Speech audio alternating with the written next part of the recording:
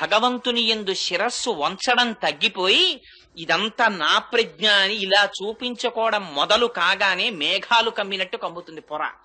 ఆవిడ అనుగ్రహం ఒక్కసారి వెనక్కి వెళ్ళిందా ఇప్పటి వరకు నేను పండితుడిని అన్న వాడికి స్ఫురత్ పోతుంది. ఆ టైంకి అది జ్ఞాపకం రాదు, చాలు వాడు బ్రతుకు. ఇక వేదిక మీద అంతకన్నా భయంకరమైన స్థితి ఇంకోట్లేదు. స్ఫురత్ ఆవిడ, ప్రచోదయాత్ ఆవిడ. అందుకని జ్ఞాపకానికి రాలేదు, ఓడిపోయాడు. రాజు సంతోషంగా అర్ధరాజ్యం ఇచ్చేశాడు యమునాచార్యుల వారికి. చిన్న పిల్లాడు, రాజ్యం వచ్చింది, హాయిగా పాలించుకుంటున్నాడు. యుక్త వయస్సు వచ్చేసింది, పెళ్లి చేసేసుకున్నాడు, బయటికి రాడు, సంతోషంగా కాలం గడిపేస్తున్నాడు. ఇక్కడ ఈ శ్రీరామమిశ్రుల వారు ఆయన ముందున్నటువంటి పుండరీకాక్షుడి యొక్క గురువు గారైనటువంటి పాపం ఆయన ఇచ్చినటువంటి మాట మేరకి ఆ నాథమునుల యొక్క కోరిక తీర్చడానికి ఈ కుర్రాడికి వైష్ణవ మంత్రాన్ని వైష్ణవ విజ్ఞానాన్ని అందించాలని చెప్పి పాపం ఈయన కూర్చున్నాడు. ఈయన బయటికి రాడు, ఆయన ముసలాడైపోతున్నాడు. ఎలాగరా ఈ పిల్లాన్ని రక్షించడం అని రోజు వెళ్ళి రాజుగారిని అడిగేవాడు. రాజుగారిని ఒక్కసారి దర్శనం ఇప్పించండి. అడిగితే దర్శనం కుదరదు, నేను చాలా ఇబ్బందిలో ఉన్నాను, ఇప్పుడు చాలా రాచ వ్యవహారంలో ఉన్నాను, వెళ్ళిపోమనేవాడు. తిరిగి తిరిగి తిరిగి తిరిగి విసిగి వేసారిపోయి ఆయన ఒక రోజున పూజ చేస్తూ రంగనాథుడికి చెప్పుకున్నారు కళ్ళనీళ్లతో. మా గురువులు మహానుభావుడు ఆ నాథమునులు చెప్పారు, నా మనవడు వస్తున్నాడు, వాడు వైష్ణవ మతాన్ని నిలబెడతాడన్నారు. ఆ పిల్లాడు రాజు అయిపోయి అసలు నా మొహమే చూడలేదు, ఇంకా నేను చెయ్యగలిగింది ఏం లేదు, శ్రీరంగనాథ ఏమైనా ఉంటే నువ్వే చూసుకో అన్నారు. అంటే పూజామందిరంలో మాటలు వినపడ్డాయి. అంత బెంగెట్టుకోకోయ్, నీ ఇంటి పక్కనే ముళ్ళ ముస్తె కూర ఉంది కదా, రోజు బట్టికెళ్ళి ఆ వంటశాలలో ఇమ్మన్నారు. అంటే ముళ్ళ ముస్తె కూర అని నీటి పక్కన పెరుగుతుంది, ఆ కూర రోజు తింటే విడిచిపెట్టకుండా ప్రతిరోజు తినాలి. తింటే ఏమవుతుందంటే విషయభోగముల మీద ఆ లంపటం వదిలిపోయి వైరాగ్యం వస్తుంది ఆ కూర తింటే. దానికి ఆ లక్షణం ఉంది. అందుకని ఆ ముళ్ళ ముస్తె కూర పట్టుకెళ్లి పాపం రోజు ఈయన ఈ శ్రీరామమిశ్రుల వారు వంటశాలలో ఇచ్చి రాజుగారికి పెట్టమనేవారు. ఆ వంటవాడిని ఏదో మంచి చేసుకుంటే ఆయన వండేవాడు, విస్తట్లో వేశాడు. రాజశాసనం ఏమిటంటే వడ్డించేటప్పుడు వంటవాడు రాజుతో మాట్లాడకూడదు. అందుకని ఈయన వడ్డించడమే అంతే, పులుసో అంటే వేయడమే, అంతేగాని పులుసు బాగుందా అని అడగకూడదు. అందుకని ఆయన వడ్డించేవాడు, ఈయన తింటుండేవాడు. ఎక్కడిది ఈ కూరని ఆయన అడిగేవాడు కాదు. పాపం ఎవరో పట్టుకొచ్చారని ఈయన చెప్పేవాడు కాదు, తలగా ఎగిరిపోతుంది, ఆయన వెళ్ళిపోయేవాడు. ఇలా కొన్ని నెలలు అయిపోయింది. కానీ ఆయనకి వైరాగ్యం ప్రారంభమైంది ఆ ముస్తె కూర తిని. కానీ పాపం రోజు వచ్చి ఈయన అడుగుతూ ఉండేవాడు ఈ శ్రీరామమిశ్రుడు, ఏమయ్యా ఏమైనా అడిగాడా నా గురించి, ఎవరు తెచ్చారు ఈ కూరని ఏమైనా అడిగాడా అని. తిని వెళ్ళిపోయాడు ఆయన అనేవాడు. ఆఖరికి ఓ రోజున ఇంటికి ఎడుతుంటే వర్షం పడింది, చలేసింది, జ్వరం వచ్చింది, ఇంట్లో పడిపోయాడు. 10 రోజులు అయిపోయింది, ముసలాయన అయిపోయాడు. ఎన్నాళ్ళు ముళ్ళ ముస్తకూర పెడితే మారుతాడు ఆయన, నా వల్ల కాదు రంగనాథ, ఇంకా నేను చెయ్యగలిగింది లేదు అన్నాడు. ఆ రోజున రాజుగారు భోజనం చేస్తూ వంటవాడిని పిలిచి రోజు ఒక ఆకుకూర పెట్టేవాడివి పెట్టలేదే అన్నాడు. అంటే వంటవాడు అన్నాడు, మహాప్రభో మాట్లాడితే తలకాయిపోతుందని నేను చెప్పలేదు, గాని ఎవరో వృద్ధుడైన వైష్ణవుడు ప్రతిరోజు ఈ ఆకుకూర తెస్తాడు, మీకు పెట్టమన్నాడు, పెడుతున్నాను. ఎందుచేతనో ఒక 10 రోజుల నుంచి ఆయన రావట్లేదు, ఆయన మీ దర్శనానికి కొన్ని 100 మార్లు ప్రయత్నించారు, మీరు దర్శనం ఇవ్వలేదు అన్నాడు. హరిరే అలాగా ఒక వైష్ణవుడు వృద్ధుడు నా కోసం ఆకుకూర తెస్తున్నాడు ఆ రోజు, ఈ మాట నీకు కనపడితే నా దర్శనానికి పంపించన్నాడు అని వెళ్ళిపోయాడు రాజు. ఈయన ఇంకా విసిగెత్తిపోయి వెళ్ళడం మానేశాడు. ఇంకా చివరి ప్రయత్నం, రంగనాథ ఇక నేను వెళ్ళను సుమా, నా మీద నువ్వు ఆశెట్టుకోవద్దు, ఇవాళ ఒక్కరోజు పట్టుకెడుతున్నాను కూరని. ఓ రోజున మెల్లిగా వణుకుతూ పాపం ఆ కూర పట్టుకుని వెళ్ళారు. వెడితే వంటవాడు గభాలన కౌగిలించుకుని, మహానుభావ మీ గురించే చూస్తున్నాను, రాజుగారు అడిగారు దర్శనం చేయండి అన్నాడు. రాజుగారి దగ్గరికి ప్రవేశపెట్టారు. రాజుగారు ఆయనని చూడగానే ఆయన దివ్యమైన తేజస్సు చూసి సింహాసనంలోంచి లేచి కాళ్ళ మీద పడ్డాడు. పడి నా కోసం ఎందుకు తెచ్చారు ఈ ముళ్ళ ముస్తె కూర ఇన్నాళ్ళ నుంచి అని అడిగాడు.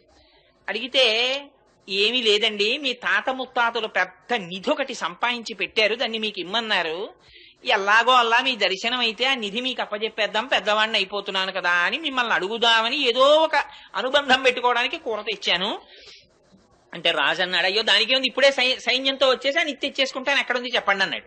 అంటే అబ్బాయి అలా కుదరదు రాజా, దానికి ఒక చిన్న షరత్ ఒకటి ఉంది, కొంచెం మీరు భగవద్గీత 18 అధ్యాయాలు చదివేస్తే తీసుకెళ్లి మీకు ఆ నిధి ఇచ్చేస్తామన్నాడు.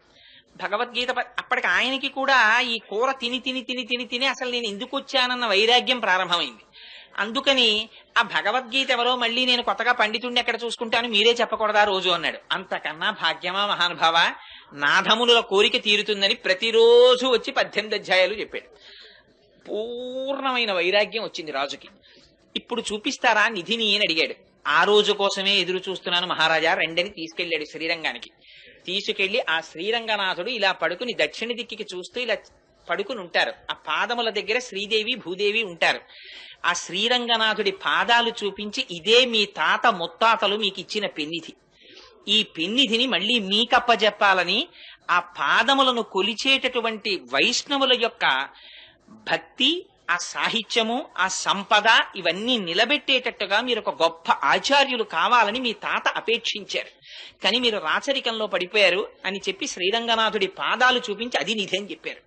వెంటనే ఆయన ఏం చేశాడంటే తన కొడుక్కి పట్టాభిషేకం చేసేసి శ్రీరంగంలో పర్ణశాల నిర్మించుకుని 5 పుస్తకాలు రాశారు. రాసి దేశంలో ఎందరో పండితుల్ని ఓడించి వైష్ణవ మతాన్ని స్థాపించారు. ఆయన స్థాపించిన వారు 120 సంవత్సరాలు బ్రతికారు. యామునాచార్యుల వారు 120వ సంవత్సరంలో ఆయన శరీరాన్ని విడిచిపెట్టేసే ముందు రామానుజాచార్యుల వారికి కబురు చేశారు ఒకసారి రమ్మని. రామానుజాచార్యుల వారు కంచిలో ఉన్నారు ఆ సమయంలో. ఆయన శ్రీరంగం వచ్చేంత వరకు ప్రాణాలు నిలబెట్టుకోలేక యామునాచార్యుల వారు శరీరం విడిచిపెట్టేశారు. ఈయన పొద్దున్న శరీరం విడిచిపెట్టారు, మధ్యాహ్నానికి రామానుజాచార్యుల వారు వచ్చారు. వస్తే అరెరే ఆయన జీవించి ఉండగా దర్శనం చేయలేకపోయారని బెంగబెట్టుకుని బాధపడ్డారు. బాధపడి ఆ భౌతిక కాయాన్ని తిప్పడంలో కుడి చేతి 3 వేళ్లు ఇలా ముడుచుకుపోయి కనపడ్డాయి యామునాచార్యుల వారు. అదేమిటి, ఈయన బతికున్నప్పుడు కూడా ఇలాగే వేళ్లు ముడుచుకుని ఉండేవా అని అడిగారు. అడిగితే ఏమో తెలియదు, అలా ఉండేవి కావు, చేతులు బాగానే ఉండేవి, ఎందుకో చచ్చిపోయిన తర్వాతే ఈ 3 వేళ్లు ముడుచుకున్నాయన్నారు. అప్పుడు రామానుజాచార్యుల వారు ఆలోచించి ఈయనకి ఏవో తీరని కోరికలు 3 ఉండిపోయాయి, అవి నాకు చెప్పాలనుకున్నారు, అందుకే నాకు కబురు చేశారని ఒక్కసారి అంతర్ముఖులై ధ్యానం చేసి 3 ప్రతిజ్ఞలు చేశారు. బ్రహ్మసూత్రాలకి వైష్ణవతత్వంగా నేను భాష్యం రాస్తాను, అది మీకు తీరని కోరికగా ఉండిపోయింది కాబట్టి నేను ఆ కోరిక తీరుస్తానన్నారు. ముడుచుకుపోయిన వేళ్లలో ఒక వేలు పైకి తెరుచుకుంది. అందుకని రామానుజులు శ్రీభాష్యం రాశారు. 2వ కోరిక, ఇంతకు పూర్వం ఆళ్వారులు గోదాదేవి వంటి వారు వ్రాసి పాడినటువంటి పాటలు జనసామాన్యంలో ప్రచారంలో లేవు. వాటిని నేను ప్రయత్నపూర్వకంగా ప్రచారం చేసి ఆ పాటలకి ఆ వ్రతాలకి ఒక స్థాయిని కల్పిస్తానని ప్రతిజ్ఞ చేశారు. 2వ వేలు తెరుచుకుంది. మళ్ళీ మీకులా బెంగ పెట్టుకుని విడిచిపెట్టకుండా ఈ పీఠానికి నేను ఉండగానే సమర్థుడైనటువంటి ఉత్తరాధికారిని నియమిస్తానని ప్రతిజ్ఞ చేశారు. 3వ వేలు తెరుచుకుంది. అందుకని ఆయన ఉండగానే పరాశర భట్టర్లను తీసుకొచ్చి ఉత్తరాధికారిగా నియమించారు. అదిగో రామానుజాచార్యుల వారు చేసినటువంటి ప్రతిజ్ఞని నిలబెట్టుకోవడానికి ఆనాడు గోదాదేవి చేసినటువంటి వ్రతానికి ప్రాచుర్యం కల్పించారు. ప్రపంచమంతటిలోనూ మణిపూస వంటి శ్రీవిల్లిపుత్తూరులో జన్మించినటువంటి గోదాదేవిట. ఏమిటి ఎందుకు అంత మాట వెయ్యడం అంటే, ఆ శ్రీవిల్లిపుత్తూరు ప్రపంచంలో మణి వంటిది అనడానికి ఒక రహస్యం ఉంది. మొట్టమొదట ఈ భూమి అంతా కూడా సముద్రంలో మునిగిపోతుంటే, ఆనాడు రాక్షసులు దీన్ని చాప చుట్టినట్టు చుట్టి పట్టుకుపోతుంటే వరాహమూర్తి భగవానుడు నీళ్లల్లోకి ప్రవేశించి ఆ రాక్షసుల్ని దునుమాడి తన మూపురమున ధరించి భూమిని పైకెత్తారు. పైకెత్తిన తరువాత భూదేవిని పైకెత్తారు కాబట్టి భూమిని భరించారు కాబట్టి భూమి ఆయనకి భార్య, ఆయన భర్త. అందుకని ఆ భూమిని యథాస్థితిలో ఉంచి తన అవతార సమాప్తి చేసే ముందు భూదేవిని అడిగారు, నీకు ఇంకేమైనా కోరికుందా అని. అడిగితే భూదేవి ఆనాడు ఒక కోరిక కోరింది. స్వామి, నువ్వు ఇవాళ ఏ రూపంలో ఉన్నావో అదే రూపంతో నాతో కొంతకాలము పాటు గడపవలసినది అని అడిగింది.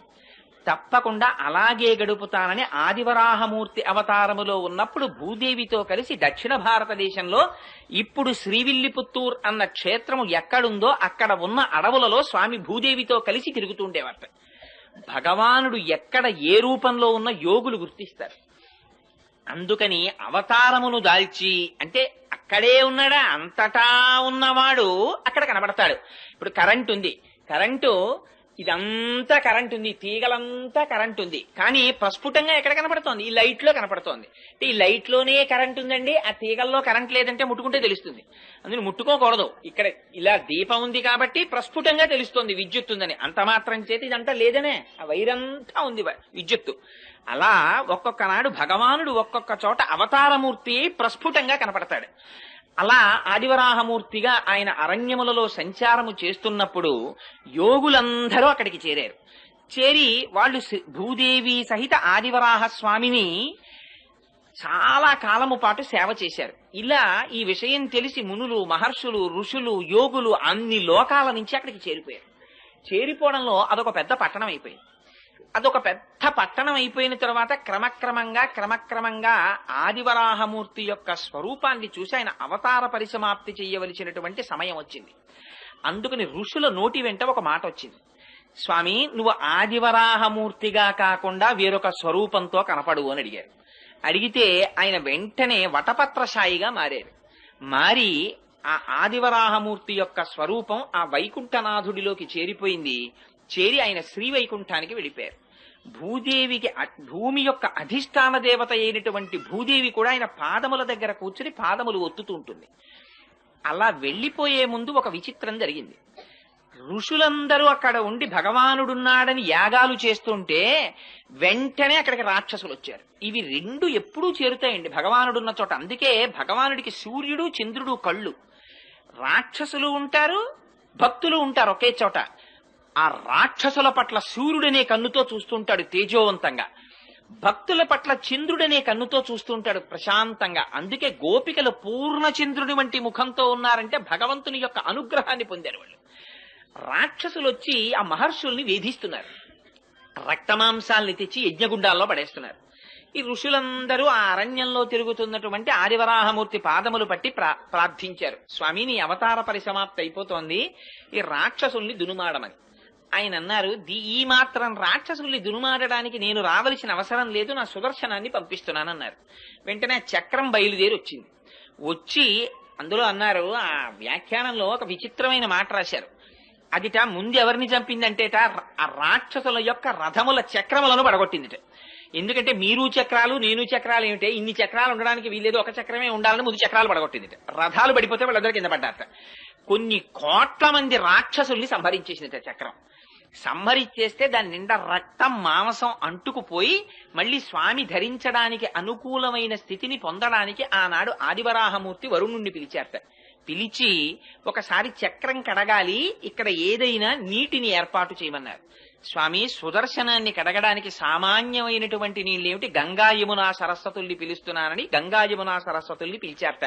అదే తిరుముక్కోళ తీర్థము అని శ్రీవిల్లిపుత్తూరులో తీర్థం ఏర్పడింది. అందులో సుదర్శనాన్ని కడిగారు. అందుకని ఆ తీర్థంలో స్నానం చేసినటువంటి వాళ్ళకి ఆధ్యాత్మిక జ్ఞానం వస్తుంది అంటారు. సుదర్శనం అంటే మంచి దర్శనము. సుదర్శనాన్ని కడిగారు కనుక దీనితో చూసేటటువంటి దర్శనం ప్రపంచాన్ని చూస్తుంది. ఇక్కడి నుంచి ఆంతరనేత్రంతో చూసేటటువంటి దర్శనం పరమాత్మని చూపిస్తుంది. అది సుదర్శనం కడగడం. అందుకని ఆ కోనేటిలో స్నానం చేస్తారు. సరే, ఆదివరాహమూర్తి తిరిగి వైకుంఠనాథుడిగా వెళ్ళిపోయారు. ఇక్కడ శేషసాయిగా ఆయన అంశ ఉండిపోయింది. అదే మున్నూరు దేవాలయం అని కృష్ణమూర్తి గుడి ఉండిపోయింది శ్రీవిల్లిపుత్తూరులో. అప్పటికి దాని పేరు శ్రీవిల్లిపుత్తూరు కాదు. వెళ్ళిపోయి ఉండగా ఒకనాడు భూదేవి ఆయన పాదములొత్తుతూ ఎందుకో ఒక ప్రశ్న వేసింది. స్వామి మీకు అనేక రకములైనటువంటి కైంకర్యములు జరుగుతుంటాయి కదా, పుష్పార్చన చేస్తారు, తులసితో అర్చన చేస్తారు, అభిషేకం చేస్తారు. అసలు ఈ అర్చనలన్నింటిలో మీకు ప్రీతిపాత్రమైన అర్చన ఏది అని అడిగింది. అడిగినది భూదేవి అడిగింది కనుక ఆయన అన్నారు, నాకు పుష్పార్చన ప్రీతి అన్నారు. పుష్పాలు ఎక్కడి నుంచి రావాలి? భూమిలోంచి రావాలి. అందుకని అడిగిన వాళ్ళని ప్రీతి చెందించడం ఆయన యొక్క కోరిక. అందుకని పుష్పములంటే నాకు ప్రీతి అన్నారు. పుష్పార్చన చేత ప్రీతి చెందుతానన్నారు. అసలు ఆయన అడిగిన పుష్పాలు బాహ్య పుష్పాలు కావు. అహింస ప్రథమం పుష్పం, పుష్పమింద్రియ నిగ్రహ, సర్వభూత దయా పుష్పం, క్షమా పుష్పం, విశేషత జ్ఞాన పుష్పం, ధ్యాన పుష్పం, తప పుష్పం తు సత్తమం, సత్యమష్ట విధం పుష్పం విష్ణో ప్రీతికరం భవేత్ అని ఆ పుష్పాలు.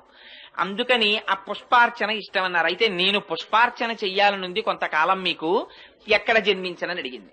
అడిగితే నువ్వు కడుపున పుట్టవలసిన అవసరం లేదు, నాకు పుష్పార్చన చెయ్యడానికి పుడతానని అడుగుతున్నావు కనుక మన గరుక్మంతుని యొక్క అంశలో భట్టనాథులని ఒకరు జన్మిస్తారు, వారికి అయోనిజవై తులసి వనంలో నువ్వు దొరుకుదువుగానివి అని అభయం ఇచ్చారు. సరే, ఈలోగా ఆదివరాహమూర్తి యొక్క అవతారము పరిసమాప్తి కాగానే అక్కడున్న మహర్షులు ఋషులు అందరూ వెళ్ళిపోయారు. వెళ్ళిపోతే మళ్ళీ అది అడవి కింద ఉండిపోయింది. ఆ అడవిలో చిన్న కుగ్రామం ఒకటి ఏర్పడింది. దాని పేరు పుత్తూరుని పిలిచేవారు. అక్కడ కండువు అనబడేటటువంటి పేరు కలిగినటువంటి వాడు, విల్లి అని పేరు కలిగినటువంటి వాడు, ఇద్దరు ఆటవికులు సోదరులు ఉండేవారు. వాళ్ళిద్దరూ రోజు జంతువుల్ని వేటాడి ఆ మాంసం తెచ్చుకు తినేవారు. వాళ్ళిద్దరూ ఒక రోజున ఒక పులిని వేటాడడానికని బయలుదేరారు. ఆ పులి పరిగెత్తింది ఒక గుహవేపు. అటువేపుగా ఈ విల్లి అన్నవాడు పరిగెత్తాడు, కండు అన్నవాడు పరిగెత్తాడు. ఈ వెళ్ళినటువంటి పులి మీద ఆ కండు ఉన్నవాడు బాణం వేశాడు. దెబ్బతిన్న పులి ఎటో నక్కింది. దానికోసం విల్లి వెతుకుతున్నాడు, కండువు వెతుకుతున్నాడు. ఆ దెబ్బతిన్న పులి పొంచి ఉండి ఒక్కసారి కండువు మీద పడి వాడి మెడ కొరికి చంపేసింది. చంపి గుహలోకి పారిపోయింది. ఈ విల్లి ఆ చనిపోయినటువంటి కండువు శరీరం మీద పడి ఏడుస్తున్నాడు, అయ్యో నువ్వు పులి చేతిలో మరణించావని. అక్కడే ఉంది ఆలయం, అందులో ఉన్నారు స్వామి. వీడి ఏడుపు విని బాధ చెంది ఆయన బయటికి వచ్చారు. ఒక ముసలి బ్రాహ్మణ రూపంలో వచ్చి, ఏమయ్యా నీ తమ్ముడి గురించి అంత విలపిస్తున్నావు, నీ తమ్ముణ్ణి బ్రతికిస్తాను, ఈ ఆలయం ఒక చిన్న గుడి కడతావా అని అడిగారు. అంటే భగవానుడు రాబోయేటటువంటి విషయాల్ని ఉద్ధరించడానికి ఇప్పటి నుంచే ఆయనకు ఒక ప్రణాళిక ఉంటుంది. అందుకని గుడి కడతావా అన్నారు. అంటే ఆయన అన్నాడు తొందరలో అలాగే కడతాను, కానీ ముందు నా తమ్ముణ్ణి బతికిస్తే కడతానన్నాడు. నువ్వు కట్టు తమ్ముణ్ణి బతికిస్తానన్నారు. కాదు ముందు తమ్ముణ్ణి బతికించి నేను కడతానన్నారు. సంకల్పం చేస్తే ఎంతసేపు అండి, ఆ పిల్లాడు ఆయన బతికాడు. ఇప్పుడు గుడి కట్టన్నారు. అప్పుడు అన్నాడు, అయ్యో మా తమ్ముడి కోసం అన్నాను గాని గుడి కట్టడానికి డబ్బులు ఉండాలి, వేటగాడిని నా దగ్గర డబ్బు ఎక్కడ ఉందన్నాడు. ఆయన అన్నారు, గుహలో పులి దూరింది కదా, లోపలికి వెళ్లి పులిని చంపు, ఆ గుహలో నిధులున్నాయి, ఆ నిధి పట్టుకొచ్చి గుడి కట్టన్నారు. అంటే ఈ విల్లి అనేటటువంటి వాడు ఆ గుహలో దూరి పులిని చంపి నిధిని తెచ్చి గుడి కట్టాడు. అది పుత్తూరు అనబడేటటువంటి కుగ్రామం విల్లి అనేటటువంటి వాడి చేత దేవాలయ నిర్మాణం భగవంతుని పనుపున జరిగింది కాబట్టి విల్లిపుత్తూరైంది. ఆ విల్లిపుత్తూరుకి గరుడుని యొక్క అంశలో భట్టనాథులు వచ్చారు. ఆ భట్టనాథులే పెరియాళ్వార్. ఆ పెరియాళ్వార్ ఒకనాడు పుష్పవాటిక పెంచుతుండగా తులసివనంలో భూదేవి యొక్క అంశలో ఆ గోదాదేవి ఆవిర్భవిస్తే ఆ పిల్లని చూశారు ఆయన. అయ్యో చిన్న పిల్ల ఈ పొదలో దొరికింది అని, ఆయనకి ఏది పూల మొక్కలలో దొరికినా అది కూడా పువ్వే. అందుకని పట్టుకెళ్లి కృష్ణుడు గుళ్ళో పెట్టేశారు. పెట్టేస్తే అశరీరవాణి పలికింది. పైగా అక్కడున్న భక్తులలో ఒకరి మీదకి ఆవహించి ఆనాడు శ్రీ మహావిష్ణువు మాట్లాడారు. నా అనుగ్రహవశం చేత అయోనిజగా జన్మించింది ఆవిడ భూదేవి అంశ, కన్న తండ్రిలా నువ్వు పాలించన్నారు. సరేని తీసుకొచ్చారు, భార్యకి ఇచ్చారు. ఆ పిల్ల పెరిగి పెద్దదవుతోంది, మంచి యవ్వనంలో ప్రవేశించింది. నువ్వు పుష్పవాటికకి రాకు, యవ్వనంలో ఉన్నావు కదా, బయట తిరగకూడదు, నువ్వు ఇంట్లో ఉండి పుష్పమాలల కట్టు, నేను పువ్వులు తెస్తానన్నారు. సరే మీకు తెలిసి ఇంకా కథ. ఆయన పువ్వులు తెచ్చేవారు, ఈవిడ పువ్వులు కడుతుండేది. కట్టిన తరువాత తండ్రి గారు చూడకుండా ఆ పుష్పమాల తన మెడలో వేసుకుని జడలో పెట్టుకుని ఒకసారి నూతులో చూసుకుని ఓసారి అద్దంలో చూసుకుని ఆ పుష్పమాల తీసి బుట్టలో పెట్టేది. ఈ పుష్పమాల పట్టుకుని ఆయన కృష్ణ పరమాత్మకు పట్టుకెళ్లేవారు. అర్చకులు ఆ పుష్పమాల అలంకారం చేద్దామని తీస్తే అందులో మామూలుగా పువ్వు కొండవలసినటువంటి వాసన కన్నా కూడా దివ్యమైన పరిమళం కనపడింది. ఇటు మల్లె పువ్వులా కాకుండా ఇంత పరిమళాలు వస్తున్నాయి ఏమిటి పువ్వులని, బహుశా ఇదంతా భట్టనాథుల యొక్క తపఫలితం అయి ఉంటుంది, ఆయనకున్న కైంకర్యనిష్ట అయి ఉంటుంది అనుకున్నారు. ఏమిటి ఇంత వాసన అని అర్చకులు మార్చి మార్చి ఆ పూలదండని చూస్తుంటే అందులో దీర్ఘకేశం కనపడింది, అంటే పొడుగాటి వెంట్రుక. ఆ పొడుగాటి వెంట్రుక చూసి ఇది స్త్రీలదే అని గుర్తించారు. స్త్రీల వెంట్రుక పూలదండలోకి ఎందుకు వచ్చింది? భట్టనాథులు వేరొక స్త్రీ అలంకరించుకున్న దండ పట్టుకురారు కదా. కానీ అడగడానికి ఆయన సామాన్యులు కారు, బాగుండదని దండను అలంకారం చేసేశారు ఆ వెంట్రుకని తీసేసి. అసలు అన్నింటిలోకి చాలా హీనమైనది ఏమిటంటే పూజా మందిరంలోకి కానీ పూజ చేసే పదార్థాల్లో కానీ వెంట్రుక రాకూడదు. అయ్యి బాబోయ్, మార్కండేయ పురాణంలో దానికి ఎంత శుద్ధి చెప్పారో ఆ వెంట్రుక వస్తే. అందుకని ఇవిడి వెంట్రుక ఉందని వెంట్రుక తీసేసి అలా ఇలా 3 నెలలు జరిగింది. జరిగితే ఇది చర్చ పెరిగిపోయింది అర్చకుల్లో. రోజు దీర్ఘకేశం వస్తోంది, భట్టనాథులు అలాంటి వాళ్ళు కారు, పైగా వెంట్రుకకి సువాసన ఉంటోంది, ఏమిటి విచిత్రం అని. సరే 3 నెలలు అయిపోయిన తరువాత ఒక రోజున మళ్ళీ అటువంటి పుష్పమాల వచ్చింది. వచ్చేటప్పటికి వాళ్ళు ఇంకా ఉండబట్టలేక భట్టనాథుల్ని పిలిచి అడిగారు, ఇలా 3 నెలల నుంచి వస్తున్నాయి పూలదండలు, నిజం చెప్పండి, ప్రతిరోజు వెంట్రుకలు ఉంటున్నాయి, ఎవరు అలంకరించి తెస్తున్నారని. మహాప్రభో, నాది పొరపాటు, నేను ఎప్పుడు ఎవరు అలంకరించినవి తేలేదు, ఈ పుష్పవాటికని పుష్పాలంకృతిని నమ్ముకుని బతుకుతున్న వాడిని నన్ను నమ్మండని ఆయన పుష్పమాలని వెనక్కి తీసుకెళ్లిపోయారు. ఆ రోజున తీసుకెళ్లిపోయి ఎవరు అలంకరించుకుంటున్నారు అని కొంచెం ఆలోచించి చూస్తే తన కూతురే అలంకరించుకుంటారు. చూశారు, అమ్మా ఎంత తప్పు చేశావమ్మా, పరమాత్మకిచ్చే పుష్పహారాన్ని నువ్వు అలంకరించుకుని ఇస్తున్నావా, దానివల్ల నేను మాట పడ్డానమ్మా అని. ఆ రోజున ఆయన పట్టికెళ్ళడానికి పుష్పమాలలు లేవు, బయటకెళ్లి చూస్తే పువ్వులు దొరకలేదు, బాధ పెట్టుకుని పడుకున్నారు. ఆ రాత్రి ఆయనకి కృష్ణ పరమాత్మ కల్లోకి వచ్చారు. నాకు చాలా ప్రీతి నీ కూతురు అలంకరించుకున్న పుష్పమాలయే. ఆవిడ భూదేవి అంశ వచ్చిందే ఆ కైంకర్యానికి వచ్చింది. మీ అమ్మాయి అలంకరించుకున్న దండలు పట్టుకొచ్చి నాకు అలంకారం చేయమన్నారు. అంటే భట్టనాథులు అన్నారు, ఈ మాట నాకు చెప్తే సరిపోతుందా, అర్చకులకు కూడా చెప్పండి అన్నారు. అంటే ఆయన మళ్ళీ అర్చకులకి అశరీరవాణిగా పలికి వినిపించారు. అప్పటి నుంచి అందుకని మాలని ధరించి ముక్త విడిచిపెట్టి ఇచ్చినది కాబట్టి ఆవిడికి ఆముక్త మాల్యద అని పేరొచ్చింది. ఆ పుష్పహారాన్ని పట్టుకొచ్చి స్వామికి అలంకారం చేసేవారు. సరే, కొన్నాళ్లు పోయిన తరువాత భట్టనాథులు అడిగారు, అనగా పెరియాళ్వార్ విష్ణు చిత్తులు, అమ్మా నీకు యవ్వనం వచ్చింది కదా, వివాహం చెయ్యాలి కదా, ఎవరిని వివాహం చేసుకుంటావు అని అడిగారు. అడిగితే ఆవిడంది, తాను వేసుకున్నటువంటి మాలని మార్చి వేసుకునేటటువంటి అధికారం భార్యాభర్తలకే కదా ఉంది. మనం ఒక పని చేస్తుంటాం సాధారణంగా, వివాహంలో కానీ ఎందులోనన్నా దండలు వేయించే సాంప్రదాయం ఉంటుంది. అందులో సాధారణంగా ఇద్దరికి చెరుకో దండ ఇచ్చి ఆ దండలు వాళ్ళ మెళ్ళో వీళ్ల మెళ్ళో వేయిస్తారు. అది కాదు అసలు. భార్యాభర్తల సంబంధం అంటే ఏమిటంటే, భర్త చేతితో దండ పట్టుకుని భార్య మెడలో వేస్తాడు, భార్య చేతితో దండ పట్టుకుని భర్త మెడలో వేస్తుంది. వేసిన తరువాత భార్య తన మెడలో దండ తీసి భర్త మెడలో వేస్తుంది, భర్త తన మెడలో దండ తీసి భార్య మెడలో వేస్తాడు. అలా పక్క పక్కన కూర్చుని దండలు మార్చుకుంటే వాళ్ళు భార్యాభర్తలని గుర్తు. అలా నేను ధరించిన మాల తీసి ఇస్తే ఆయన వేసుకున్నాడు, అందుకని ఆయనే పతి. అందుకని ఇంకా వేరుగా చెప్పక్కర్లేదు. అందుకని నేను శ్రీ మహావిష్ణువుని వివాహం చేసుకుంటాను. అమ్మో, ఎంత గొప్ప కోరిక కోరావమ్మా, శ్రీ మహావిష్ణువుని వివాహం చేసుకుంటావా? కానీ మరి శ్రీ మహావిష్ణువు అంటే చాలా మూర్తులుగా ఉన్నారు, ఇందులో నువ్వే మూర్తిని చేసుకుంటావన్నారు ఆయన. అంటే ఆవిడంది, ఎన్ని రకాలుగా ఉంటాడు అంటే నాన్నగారు చెప్పండి అంది. అంటే ఆయన ఏదో 105 దివ్య దేశాల్లో శ్రీ మహావిష్ణువు ఎలా ఉంటారో ఆ మూర్తులన్నీ వర్ణించారట. వర్ణిస్తే అందుట నాన్నగారు వింటుంటే, ఒక్కొక్క శ్లోకం మీరు ఒక్కొక్క క్షేత్రంలో ఉన్న మూర్తుల గురించి చెప్తున్నారు, ఇవన్నీ వింటుంటే అబ్బో ఏ మూర్తికి ఆ మూర్తే గొప్ప అనిపిస్తోంది. అలా ఏం తెలుస్తుందండి వింటే? అబ్బా అమ్మాయి తెల్లగా ఉంటాడమ్మా, అమెరికాలో ఉంటాడమ్మా, బూట్లు వేసుకుంటాడమ్మా, కోటు వేసుకుంటాడమ్మా, పుట్టుమచ్చ ఉండదమ్మా మొహం మీద, చంద్రబింబం అమ్మా, బలానా కుటుంబరావు గారు అబ్బాయి, బలానా కోటేశ్వరరావు అబ్బాయి ఇలాగమ్మా అని చెప్తుంటే అందరి పెళ్లి కొడుకులు అలా ఉన్నారు, ఒకసారి పిలవండి చూస్తానంది ఆవిడ. అంటే అందుకనిట ఆయన పెరియాళ్వారని పిలిచింది. ఆయన అక్కడ కూర్చుని పర్ణశాలలో ఒక్కొక్క శ్లోకం చదివారట 105 క్షేత్రాల్లో ఉన్న స్వాముల్ని. వాళ్ళందరూ వచ్చి అక్కడ నిలబడ్డారు. ఇది ఆయన శక్తి. 105 మూర్తుల్ని తీసుకొచ్చి నించోబెట్టారు.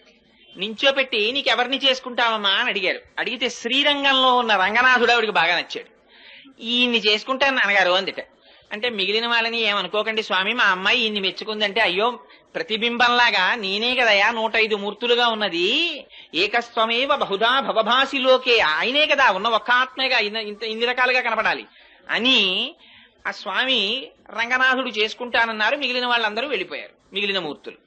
పాపం ఈ రంగనాథుడిని చేసుకుంటానని ఆవిడ మురిసిపోతోంది. అదిగో వ్యాఖ్యానంలో రాశారు, ఆ స్వామి ఒకనాటి రాత్రి గోదాదేవి దగ్గరికి వచ్చి ఆవిడతో భోగం అనుభవించారు. అంటే ఆవిడ బ్రహ్మానందమును అనుభవించింది.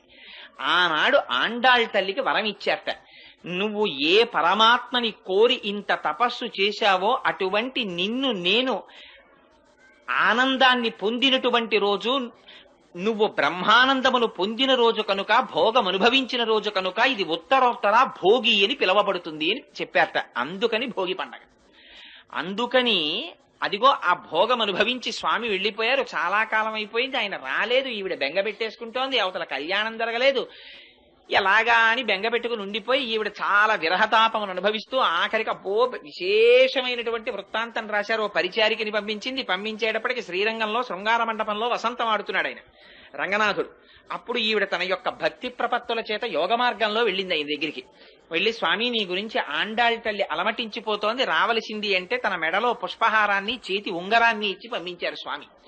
ఆ ఇచ్చిన తరువాత కొంతకాలం అయిన తర్వాత తన దగ్గర ఉన్నటువంటి అర్చకులకి, ఆలయ అధికారులకి స్వప్నంలో కనపడి చెప్పారు. ఇవి జరుగుతుంటాయండి యథార్థంగా. అన్నవరం సత్యనారాయణ స్వామి వారు వెలిసే ముందు అనువంశిక ధర్మకర్తకి ఆయన స్నేహితుడు ప్రకాశరావు గారికి ఒకే రోజు రాత్రి కల్లోకి వచ్చి చెప్పారు, నేను అంకోల వృక్షం కింద ఉన్నాను, నన్ను పైకి తీసి ప్రతిష్ఠ చెయ్యండి అని. ఎప్పుడో కాదు, ఈ మధ్య అప్పుడే అన్నవరంలో ప్రతిష్ఠ జరిగింది. అందుకని అలా కలలో కనపడి చెప్తే ఆలయ అధికారులకి ఏమని చెప్పారంటే, మీరు నా కోసం వజ్రవైఢూర్య సహితమైనటువంటి పల్లకీని ఎలా పంపిస్తారో అలా గోదాదేవికి పంపించండి. పంపిస్తే ఆవిడ పల్లకి ఎక్కి వస్తుంది. వచ్చిన తరువాత నేను ఆవిడ్ని కళ్యాణం చేసుకుంటానని చెప్పారు. అలా కళ్యాణం చేసుకుంటానని రంగనాథుడు పలికినటువంటి మాట మేరకి పల్లకిని, ఆ ఛత్రాన్ని, చామరాన్ని అన్నిటినీ తీసుకుని విష్ణుచిత్తుడి ఇంటికి వెళ్లారు. వెడితే విష్ణుచిత్తుల వారు ఆ రాజుగారికి కబురు చేశారు. అంతకుముందు పరతత్వ నిర్ణయంలో రాజ్యసభలో పాల్గొన్నారు కనుక రాజు తన పరివారం అంతటితో వచ్చాడు. పెద్ద వేడుక కింద ఊరిరిగింపు ఒకటి బయలుదేరి శ్రీరంగం చేరుకున్నారు. చేరుకున్న తర్వాత ఉత్సవమూర్తితో కలిపి అమ్మవారికి వివాహం చేశారు. చేసిన తరువాతట స్పష్టంగా రాశారు. 4 వ్యాఖ్యానాలు ఉన్నాయి గోదాదేవి కళ్యాణం గురించి. 4గింటిల్లో అన్నింటిలో ఆవిడ అంతర్ధానం అయినట్టు రాశారు. కానీ నమ్మాళ్ళవారి దగ్గరికి వెళ్ళినట్టు ఒక చోట 4గింటిలో 4 రకాలు ఈ వివాహం జరిగింది. అందులో పెద్దలు చాలా మంది అంగీకరించినటువంటిది. అందులో వైష్ణవులలో పెద్ద పెద్ద పండితులు సాధికారికంగా అంగీకరించి రాసిన వ్యాఖ్యానాన్ని మాత్రమే నేను విజ్ఞాపన చేస్తున్నాను. అందుకని ఆ తల్లికి ఉత్సవమూర్తితో వివాహం జరిగిన తర్వాత, ఉత్సవమూర్తి అంటే ఒక చోట ఉండదు కదా, మూల విరాట్ లాగా ఉత్సవమూర్తి బయటికి వస్తారు ఊరిరిగింపుకి. మూల విరాట్ ఎప్పుడు ఆలయంలో ఉంటారు. అందుకని ఆ ఉత్సవమూర్తి తర్వాత సేవకి వెళ్ళిపోయారు. అంటే పొద్దున్నే తిరుమలలో చూడండి కళ్యాణానికి వస్తాయి మూర్తులు. కళ్యాణానికి ఏమిటి, సోమవారం అయితే ఏదో ఒక అర్చన ఉంటుంది, దానికి వస్తారు. మంగళవారం అయితే ఒక సేవ, బుధవారం అయితే సహస్రకలశాభిషేకం, గురువారం అయితే తిరుప్పావడ, శుక్రవారం అయితే పూరాభిషేకం, ఇలా రకరకాలు నిత్య కళ్యాణోత్సవానికి వస్తాయి. ముందు వచ్చి కళ్యాణం జరిగిపోతుంది. కళ్యాణం అయిపోయిన తర్వాత ఊంజల్ సేవకి అద్దాల మండపంలో కెడతాయి. ఊంజల్ సేవ అయిపోయిన తర్వాత రంగనాయకుల మండపంలో వసంతోత్సవానికి వస్తాయి. రంగనాయకుల మండపంలో వసంతోత్సవం అయిపోయిన తర్వాత ఆ రోజు జరగవలసిన ఆర్జిత బ్రహ్మోత్సవానికి వస్తాయి. ఆర్జిత బ్రహ్మోత్సవం అయిపోయిన తర్వాత ఇవే ఉత్సవ విగ్రహాలు బయటికి వస్తాయి. బయటికి వచ్చి స్వామి తన ఉభయనాంచారులతో కలిసి సహస్రదీపాలంకార మండపంలో ఉయ్యాల లూగుతారు. ఉయ్యాల లూగిన తర్వాత ఇదే ఉత్సవమూర్తులు మళ్ళీ లోపలికెడతాయి. ఇంతగా ఆ ఉత్సవమూర్తులు తిరుగుతాయి. మూల విరాట్ లోపల ఉండిపోతారు. ఆవిడ అనుకుందిట, ఏమిటి ఉత్సవమూర్తి ఇలా తిరుగుతున్నారు, ఎప్పుడూ కదలకుండా నాతో కలిసి ఉండిపోయే మూర్తి నాకు కావాలని తండ్రి గారితో కలిసి ప్రదక్షిణం చేసి మూల విరాట్ దగ్గరికి వెళ్లి తన చేతితో నీరాజనమిచ్చి శేషపాన్పున ఎక్కి రంగనాథుడి దగ్గర పాదముల దగ్గర కూర్చుని అంతర్ధానం అయిపోయింది. అలా రంగనాథుణ్ణి అందరూ చూస్తుండగా పొందింది. 30 పాశురములను విజ్ఞాపన చేసి ప్రతిరోజు పాశురాన్ని ఒక పూజ కింద చేసేదావిడ. పార్వతీదేవిని అర్చించిన తరువాత ఆ పాశురాల్ని చదివినట్టుగా వ్యాఖ్యానాల్లో రాశారు. ఎందుచేత అంటే కాత్యాయని వ్రతాన్ని గురించి విన్న తరువాత తిరుప్పావై చేసింది గోదాదేవి. అందుచేత అదిగో అలా చేసి రంగనాథుడి యొక్క భోగమును అనుభవించి మళ్లీ భూదేవి అంశగా ఆయన పాదములను చేరిపోయినటువంటి మహాతల్లి గోదాదేవి. అటువంటి గోదాదేవి అటువంటి భూమండలములో మణిపూస వంటి శ్రీవిల్లిపుత్తూరు అన్నారు. కారణం ఏమిటంటే అసలు భూమండలాన్ని పైకి తీసుకురాగానే తీసుకొచ్చిన ఆదివరాహమూర్తి తిరిగి ఇప్పటికి వస్తుందండి. ఊరి పెద్ద పెద్ద తిథులలో శ్రీవిల్లిపుత్తూరు నుంచి మాల వస్తుందో నాని. నేను తిరుమలలో ఏదో ఒక చాలా సేవలు పరమాత్మ చేయించాడు కాబట్టి నాకు ఆ సేవ జ్ఞాపకం లేదు. కానీ ఒక సేవ జరుగుతుండగా శ్రీవిల్లిపుత్తూరు నుంచి మాల వస్తుందన్నారంటే నేను ఆ మాల కోసం అక్కడ నిలబడి ఎదురు చూసి దర్శనం చేశాను. శ్రీవిల్లిపుత్తూరు నుంచి తీసుకొస్తారు. ముందు రోజు శ్రీవిల్లిపుత్తూరులో అమ్మవారికి అలంకారం చేసి మరునాడు ఉదయం తీసేసిన మాలని ప్రత్యేక వాహనంలో తీసుకొస్తారు. తిరుమల తీసుకొచ్చి అలంకారం చేస్తారు స్వామికి. ఇప్పటికీ తిరుమలలో ఇవన్నీ వెళ్ళి పూలబావిలో వేస్తారు. ఒక్క వెంకటాచలంలో మాత్రం స్వామికి అలంకారం చేసిన పుష్పాలని చేతిలో పెట్టరు ప్రసాదంగా. పూలబావి అని వేరే ఉంది, అందులో వేసేస్తారు. మళ్ళీ అదంతా వేరు వృత్తాంతం అనుకోండి. ఎందుకు అలా చేస్తారు అంటే ఇప్పుడు అవన్నీ మనకి ఎందుకు కానండి, ఎప్పుడైనా వెంకటాచలం గురించి చెప్పుకున్నప్పుడు చెప్పుకుందాం. అందుకని అదిగో అటువంటి స్థితి కనుక ఆ గోదాదేవి ఉన్నటువంటి ప్రాంతం భూమండలంలో మణిపూస. ఆ విల్లిపుత్తూర్ శ్రీ సంబంధంగా అమ్మవారు వచ్చింది కనుక శ్రీవిల్లిపుత్తూర్ అయింది. అక్కడ సాక్షాత్ అమ్మవారు వెలిసింది. ఆదివరాహమూర్తి యొక్క అంశయైన వటపత్రసాయి వెలిశారు.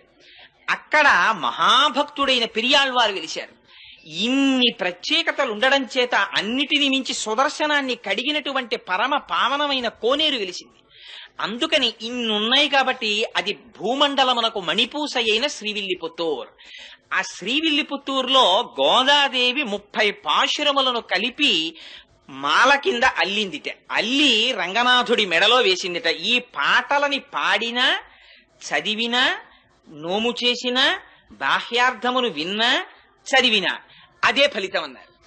ఏమిటి పాటలకంత ప్రాముఖ్యత ఏమిటి? ఇవి కేవలం పాటలే కదా, 30 పాటలు. ఇది ఏమైనా వ్రతమా, లేకపోతే ఏమైనా క్రతువు ఉందా? మరి ఎందుకు ఇంత గొప్పతనం వచ్చింది దీనికి అంటే, అసలు దీన్ని బయటికి రావాలని తప్పించి ప్రాణాలు విడిచిపెట్టినటువంటి ఒక మహాపురుషుడు ఒక ఆయన ఉన్నాడు. అక్కడి లింకు తిరుప్పావైకి. ఎక్కడిదో తెలుసా అండి ఇది? నాథయామున మధ్యమాం అస్మదాచార్య పర్యంతాం వందే గురు పరంపరాం అని చదువుతారే, అందులో నాథముని అని ఒక ఆయన ఉన్నారు. ఆయన త్రికాలవేది, మహాయోగి. ఆయన ఒకనాడు చెప్పారు, నా కొడుకుకి కొడుకు మనవడిగా వస్తున్నారు. ఆయన ఆ మనవడు వైష్ణవ మతాన్ని అంతటినీ కూడా ఈ భూమండలం 4 చెరగలా వ్యాప్తి చేస్తాడు. అటువంటి కారణజన్ముడు పుడుతున్నాడు. ఆయనకి నేనే ఈ విష్ణు సంబంధమైనటువంటి పురాణాలు చెప్పాలని కోరికుంది అని చెప్పేవారు శిష్యులతో. కానీ పాపం ఆయనకి వృద్ధాప్యం వచ్చేసి శరీరం విడిచిపెట్టేస్తున్నారు. ఆయన కొడుకు ఈశ్వరముని అని ఆయన ఉత్తర భారతదేశం క్షేత్రాల్లో దర్శనం చేస్తుంటే రాత్రి కలలోకి వచ్చి కృష్ణ పరమాత్మ చెప్పారు, నేనే నీ కడుపున కొడుకుగా పుడుతున్నాను అని. ఆ ఉత్తర భారతదేశంలో ఉండగా కొడుకు పుట్టాడు కనుక యమునా నది ఒడ్డున పుట్టాడు కనుక యమునకి నాథుడు శ్రీకృష్ణుడు కనుక కృష్ణుడు స్వప్నములో చెబితే పుట్టాడు కనుక యామునుడని పేరు పెట్టారు.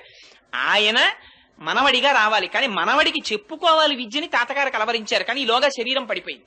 పడిపోతుంటే ఆయన ఏమన్నారంటే, పుండరీకాక్షుడన్న శిష్యుణ్ణి పిలిచి, ఒరే నేను బ్రతికి ఉండడం లేదు నా మనవడు వచ్చే వరకు, అందుకని నువ్వు ఈ విష్ణు సంబంధమైనటువంటి విద్యనంతటినీ నా మనవడికి చెప్పు, నా దగ్గర నేర్చుకున్నావు కనుక అని చేతిలో చెయ్యించుకుని ప్రాణం వదిలేశారు.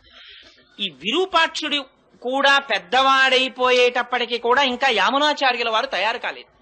అందుకని ఆయన శరీరాన్ని విడిచిపెట్టేస్తూ తన శిష్యుడైనటువంటి శ్రీరామమిశ్రుణ్ణి పిలిచి చేతిలో చెయ్యించుకుని యామునాచార్యుల వారికి విద్య నేర్పమని ఆయన ప్రాణం విడిచిపెట్టేశారు.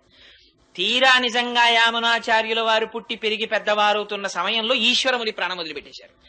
ఈ యామునాచార్యుల వారు చదువు నేర్చుకోవలసి వస్తే ఇంత ఏర్పాటు చేస్తే చిట్ట చివరికి కాంచీ నగరానికి వెళ్లి అక్కడ ఒక మహానుభావుడు ఉండేవాడు, మహాభాష్య భట్టు అని. ఆయన దగ్గర చదువు నేర్చుకుంటున్నారు. ఎంత చిత్రం జరిగిందంటే, ఆ కాంచీ పట్టణాన్ని ఏలేటటువంటి రాజు ఒక ఆయన ఉండేవాడు. ఆయన దగ్గర ఒక పెద్ద ఆస్థాన పండితుడు ఉండేవాడు. ఆయన పేరు విద్వజ్జన కోలాహలుడు. ఆ విద్వజ్జన కోలాహలుడు దేశంలో ఎవరినైనా ఓడించాడు విద్యలో.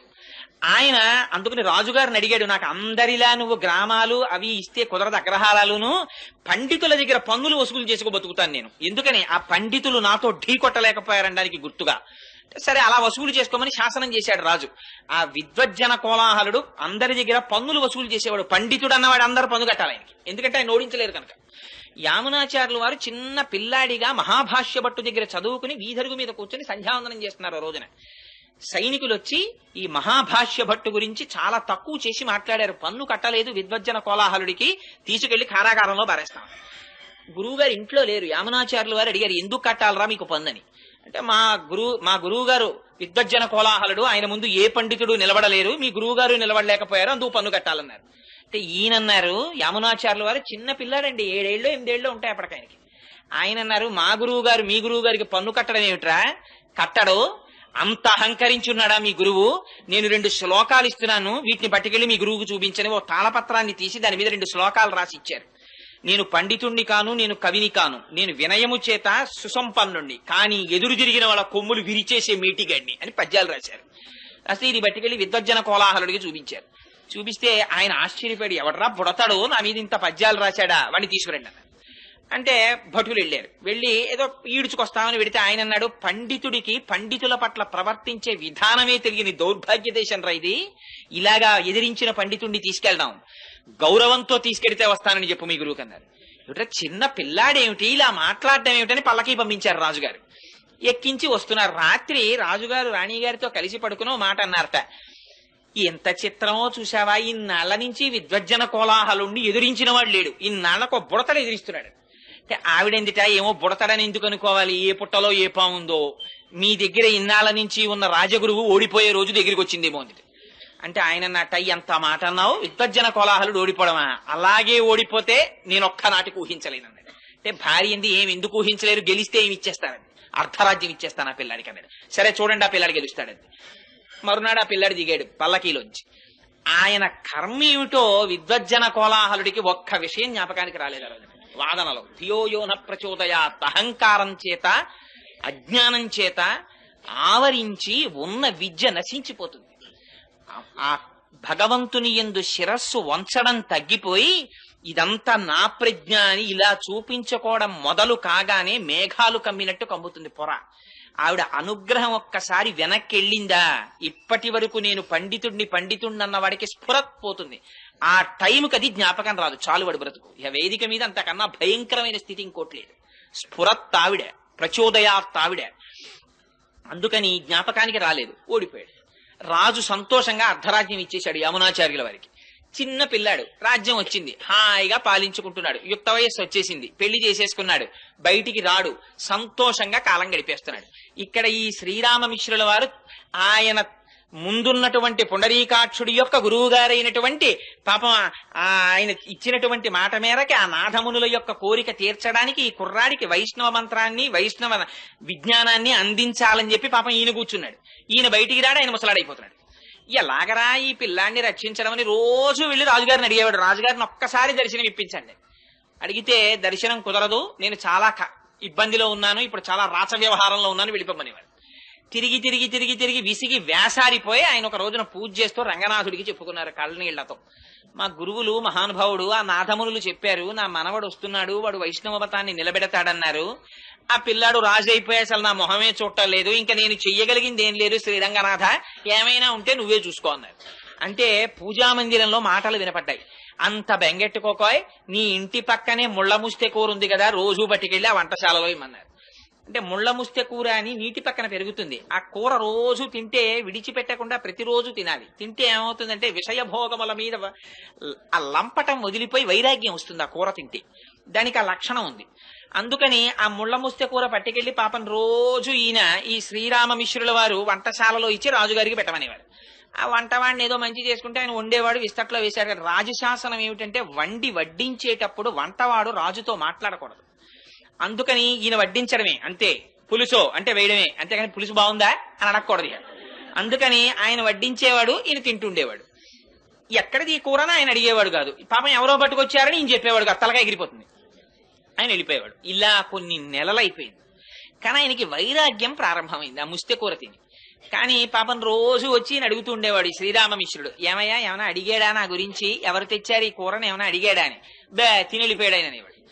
ఆఖరికి ఓ రోజు ఇంటికి ఎడుతుంటే వర్షం పడింది, చలేసింది, జ్వరం వచ్చింది, ఇంట్లో పడిపోయాడు. 10 రోజులు అయిపోయింది, ముసలాయన అయిపోయాడు. ఎన్నాళ్ళు ముళ్ళ ముస్త కూర పెడితే మారుతాడు రాయన, నా వల్ల కాదు రంగనాథ, ఇంకా నేను చెయ్యగలిగింది లేదు అన్నాడు. ఆ రోజున రాజుగారు భోజనం చేస్తూ వంటవాడిని పిలిచి రోజు ఒక ఆకుకూర పెట్టేవాడివి పెట్టలేదే అన్నాడు. అంటే వంటవాడు అన్నాడు, మహాప్రభో మాట్లాడితే తలకాయ పోతుందని నేను చెప్పలేదు, గాని ఎవరో వృద్ధుడైన వైష్ణవుడు ప్రతిరోజు ఈ ఆకుకూర తెస్తాడు, మీకు పెట్టమన్నాడు, పెడుతున్నాను.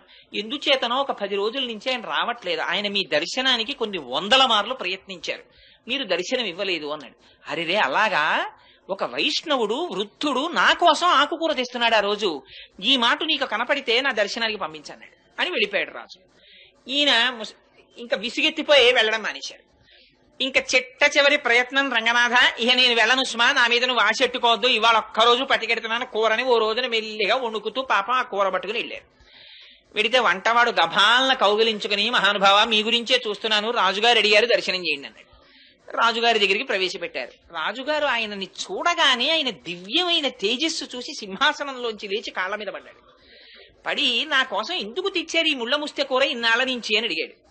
అడిగితే ఏమీ లేదండి, మీ తాత ముత్తాతలు పెద్ద నిధి ఒకటి సంపాదించి పెట్టారు, దాన్ని మీకు ఇమ్మన్నారు, ఎలాగో అలా మీ దర్శనం అయితే ఆ నిధి మీకు అప్పచెప్పేద్దాం, పెద్దవాడిని అయిపోతున్నాను కదా అని మిమ్మల్ని అడుగుదామని ఏదో ఒక అనుబంధం పెట్టుకోవడానికి కూర తెచ్చాను అంటే రాజన్నాడు, అయ్యో దానికి ఉంది, ఇప్పుడే సైన్యంతో వచ్చేసి అని తెచ్చేసుకుంటాను, ఎక్కడుంది చెప్పండి అన్నాడు.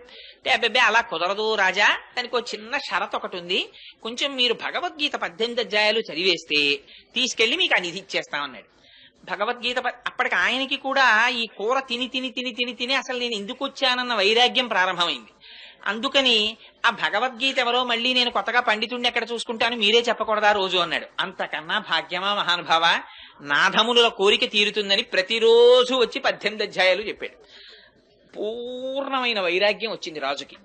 ఇప్పుడు చూపిస్తారా నిధిని అని అడిగాడు. ఆ రోజు కోసమే ఎదురు చూస్తున్నాను మహారాజా, రెండని తీసుకెళ్లాడు శ్రీరంగానికి. తీసుకెళ్లి ఆ శ్రీరంగనాథుడు ఇలా పడుకుని దక్షిణ దిక్కికి చూస్తూ ఇలా పడుకుని ఉంటారు. ఆ పాదముల దగ్గర శ్రీదేవి భూదేవి ఉంటారు. ఆ శ్రీరంగనాథుడి పాదాలు చూపించి ఇదే మీ తాత ముత్తాతలు మీకు ఇచ్చిన పెన్నిధి, ఈ పెన్నిధిని మళ్ళీ మీకప్పజెప్పాలని ఆ పాదములను కొలిచేటటువంటి వైష్ణవుల యొక్క భక్తి, ఆ సాహిత్యము, ఆ సంపద ఇవన్నీ నిలబెట్టేటట్టుగా మీరు ఒక గొప్ప ఆచార్యులు కావాలని మీ తాత అపేక్షించారు. కానీ మీరు రాచరికంలో పడిపోయారు అని చెప్పి శ్రీరంగనాథుడి పాదాలు చూపించి అది నిధి అని చెప్పారు. వెంటనే ఆయన ఏం చేశాడంటే తన కొడుక్కి పట్టాభిషేకం చేసేసి శ్రీరంగంలో పర్ణశాల నిర్మించుకుని 5 పుస్తకాలు రాశారు. రాసి దేశంలో ఎందరో పండితుల్ని ఓడించి వైష్ణవ మతాన్ని స్థాపించారు. ఆయన స్థాపించిన వారు 120 సంవత్సరాలు బ్రతికారు. యామునాచార్యుల వారు 120వ సంవత్సరంలో ఆయన శరీరాన్ని విడిచిపెట్టేసే ముందు రామానుజాచార్యుల వారికి కబురు చేశారు ఒకసారి రమ్మని. రామానుజాచార్యుల వారు కంచిలో ఉన్నారు ఆ సమయంలో. ఆయన శ్రీరంగం వచ్చేంత వరకు ప్రాణాలు నిలబెట్టుకోలేక యామునాచార్యుల వారు శరీరం విడిచిపెట్టేశారు. ఈయన పొద్దున్న శరీరం విడిచిపెట్టారు, మధ్యాహ్నానికి రామానుజాచార్యుల వారు వచ్చారు. వస్తే అరెరే ఆయన జీవించి ఉండగా దర్శనం చేయలేకపోయానని బెంగబెట్టుకుని బాధపడ్డారు. బాధపడి ఆ భౌతిక కాయాన్ని తిప్పడంలో కుడి చేతి 3 వేళ్లు ఇలా ముడుచుకుపోయి కనపడ్డాయి యామునాచార్యుల వారు. అదేమిటి, ఈయన బతికున్నప్పుడు కూడా ఇలాగే వేళ్లు ముడుచుకుని ఉండేవా అని అడిగారు. అడిగితే ఏమో తెలియదు, అలా ఉండేవి కావు, చేతులు బాగానే ఉండేవి, ఎందుకో చచ్చిపోయిన తర్వాతే ఈ 3 వేళ్లు ముడుచుకున్నాయన్నారు. అప్పుడు రామానుజాచార్యుల వారు ఆలోచించి ఈయనకేవో తీరని కోరికలు 3 ఉండిపోయాయి, అవి నాకు చెప్పాలనుకున్నారు, అందుకే నాకు కబురు చేశారని ఒక్కసారి అంతర్ముఖులై ధ్యానం చేసి 3 ప్రతిజ్ఞలు చేశారు. బ్రహ్మసూత్రాలకి వైష్ణవతత్వంగా నేను భాష్యం రాస్తాను, అది మీకు తీరని కోరికగా ఉండిపోయింది కాబట్టి నేను ఆ కోరిక తీరుస్తానన్నారు. ముడుచుకుపోయిన వేళ్లలో ఒక వేలు పైకి తెరుచుకుంది, అందుకని రామానుజులు శ్రీభాష్యం రాశారు. 2వ కోరిక, ఇంతకు పూర్వం ఆళ్వారులు గోదాదేవి వంటి వారు వ్రాసి పాడినటువంటి పాటలు జనసామాన్యంలో ప్రచారంలో లేవు. వాటిని నేను ప్రయత్నపూర్వకంగా ప్రచారం చేసి ఆ పాటలకి ఆ వ్రతాలకి ఒక స్థాయిని కల్పిస్తానని ప్రతిజ్ఞ చేశారు. 2వ వేలు తెరుచుకుంది. మళ్ళీ మీకులా బెంగ పెట్టుకుని విడిచిపెట్టకుండా ఈ పీఠానికి నేను ఉండగానే సమర్థుడైనటువంటి ఉత్తరాధికారిని నియమిస్తానని ప్రతిజ్ఞ చేశారు. 3వ వేలు తెరుచుకుంది. అందుకని ఆయన ఉండగానే పరాశర భట్టర్లను తీసుకొచ్చి ఉత్తరాధికారిగా నియమించారు. అదిగో రామానుజాచార్యుల వారు చేసినటువంటి ప్రతిజ్ఞని నిలబెట్టుకోవడానికి ఆనాడు గోదాదేవి చేసినటువంటి వ్రతానికి ప్రాచుర్యం కల్పించారు. కల్పించి అది యామునాచార్యుల వారికి ఉండిపోయిన కోరిక, అది శ్రీ మహావిష్ణువు యొక్క సంకల్పం. ఇటువంటి వ్రతం కలియుగంలో అందరికీ అందాలి అని. అందుకని అదిగో అందుచేత ఫలస్థుతి పాశురం దగ్గరికి వచ్చేటప్పటికి అంత చిత్రమైన మాట మాట్లాడారు. భూమండలంలో మణిపూస వంటి శ్రీవిల్లిపుత్తూరులో జన్మించినటువంటి నిత్యము తులసిమాలలు ధరించేటటువంటి భట్టనాథులట. నిత్యం తులసిమాలలు ధరించేటటువంటి వారు అంటే శ్రీ మహావిష్ణువు యొక్క నాభికమలంలోంచి బ్రహ్మగారు ఆవిర్భవించారు. బ్రహ్మగారు ఆవిర్భవించినటువంటి మొట్టమొదటి తామర పువ్వు శ్రీ మహావిష్ణువు యొక్క నాభిలోంచి వచ్చింది. ఆ తామర పువ్వు యొక్క మూలము అంటే ఆ గింజ శ్రీ నారాయణుడు. అందుకని నారాయణ స్వరూపంగా మెడలో తులసిమాలలు వేసుకుంటారు. అంతటి మహాభక్తుడైనటువంటి విష్ణు చిత్తుల యొక్క కుమార్తెగా వచ్చిన గోదాదేవి అనడంలో ఆ శ్రీవిల్లిపుత్తూరుని, ఆ గోదాదేవిని, ఆ భూదేవిని, ఆ ఆదివరాహమూర్తిని, యామునాచార్యుల్ని, రామానుజుల్ని, వారి కోరికని ఇన్నింటిని జ్ఞాపకం చేస్తున్నారు. అందుకొని వచ్చినటువంటి ఈ తిరుప్పావైని ఈ 30 పాశురములను కేవలముగా చదివినా అందరికీ ఆ భాష అర్థం కాదు కదండి. అందుకని అర్థం కాకుండా చదివినా, లేదు అర్థముతో ఆ వ్రతమును అనుసంధానము చేసినా, లేక కేవలము పైన ఉండేటటువంటి దాని అర్థాన్ని తెలుసుకోవడానికి ఆ వ్యాఖ్యానాన్ని చదివినా, విన్నా, చెప్పినా, ఆనాడు గోదాదేవి ఎటువంటి ఫలితాన్ని పొందిందో, ఎటువంటి ఫలితాన్ని పొందింది? శ్రీరంగనాథుడిలో ఐక్యాన్ని పొందింది. గోపికలు ఎటువంటి ఫలితాన్ని పొందారో వాళ్ళు ఎటువంటి ఫలితాన్ని పొందారు? పరమేశ్వరుని నుంచి విడివడవలసినటువంటి అవసరము లేని నిత్య సంశ్లేషాన్ని అనుభవించారు. అటువంటి ఫలితాన్ని అందరూ అనుభవిస్తారు అని ఆ తిరుప్పావై అనేటటువంటి వ్రతానికి ఫలసిద్ధి చెప్పి, ఈ తిరుప్పావై వ్యాఖ్యానాన్ని ఎక్కడెక్కడ ఎవరెవరు వింటున్నారో, ఎవరెవరు చదువుతున్నారో, ఎవరెవరు చేస్తున్నారో, చూసి సంతోషిస్తున్నారో వాళ్ళందరికీ ఇహమునందు ఇది అది అని చెప్పనేలా విద్యలో ఉన్న వారికి విద్యాభివృద్ధి, వ్యాపారములో ఉన్న వారికి వ్యాపారాభివృద్ధి, రాజ్యం చేసేటటువంటి రాజులకి రాజ్య విస్తీర్ణత, వివాహము కానటువంటి కన్నెపిల్లలకి వివాహము, వివాహితలై ఋతుస్నానము చేసి ఉన్నటువంటి స్త్రీలకి గర్భధారణ జరిగి శ్రీకృష్ణ పరమాత్మ వంటి ఉత్తముడైనటువంటి కుమారుడు జన్మించడముతో సహా సమస్తమైనటువంటి కోరికలు ఈడేరతాయి అని ఫలసిద్ధి చెప్పి ఇంత పరమ పవిత్రమైనటువంటి తిరుప్పావై అనబడేటటువంటి ఆఖ్యానము అని దీనిని పెద్దలు పూర్తి చేసి ఉన్నారు.